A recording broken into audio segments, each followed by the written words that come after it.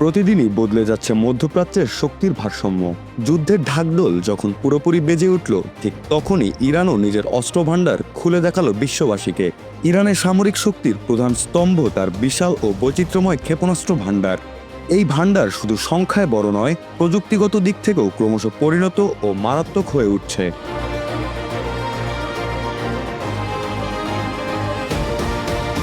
1500 থেকে 2500 কিলোমিটার দূরপাল্লার ব্যালিস্টিক ক্ষেপণাস্ত্র শাহাব-3, ইমাদ, সেজিল আর নতুন প্রজন্মের খাইবার সেকান তেহরানের শক্তির মেরুদণ্ড।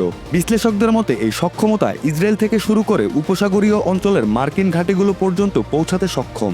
বিশেষ করে কঠিন জ্বালানি চালিত সেজিল ক্ষেপণাস্ত্র দ্রুত উৎক্ষেপণ সম্ভব। শত্রুকে প্রতিরক্ষা প্রস্তুতির সুযোগ না দিয়েই আঘাত আনার জন্য এটি একটি কার্যকর অস্ত্র হিসেবে বিবেচিত।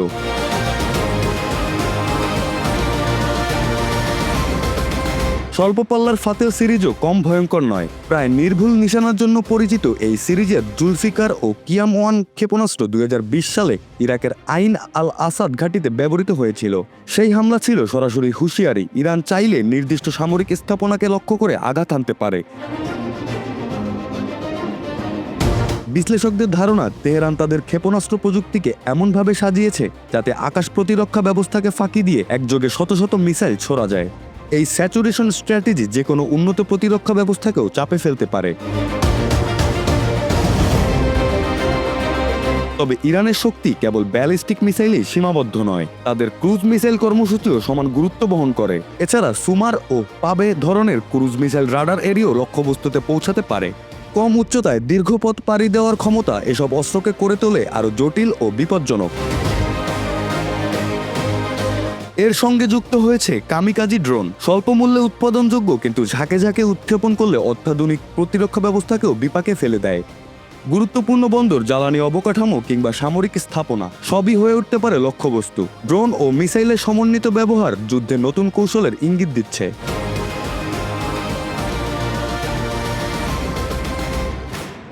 সবচেয়ে রহস্যময় অধ্যায় মিসাইল সিটি। বছরের পর বছর ধরে পাহাড়ের নিচে মাটির গভীরে তৈরি হয়েছে সুড়ঙ্গ ও ভূগর্ভস্থ ঘাঁটির নেটওয়ার্ক। এই ঘাঁটিগুলো শুধু সংরক্ষণের জন্য নয়, সেখান থেকেই সরাসরি উৎক্ষেপণের সক্ষমতা রয়েছে বলে বিভিন্ন সামরিক বিশ্লেষণে উঠে এসেছে। প্রথম দফার বিমান বা ক্ষেপণাস্ত্র হামলায় যাতে মূল শক্তি অক্ষত থাকে, সেই কৌশলগত নিরাপত্তা বলয় গড়ে তুলেছে তেহরান। এই ভূগর্ভস্থ অবকাঠামো তেহরানের জন্য দ্বৈত সুবিধা তৈরি করেছে। একদিকে প্রতিরোধ, অন্যদিকে দীর্ঘমেয়াদী পাল্টা আঘাতের সক্ষমতা। ফলে যে কোনো শক্তির জন্য ইরানকে দ্রুত দমন করা কঠিন হয়ে দাঁড়ায়।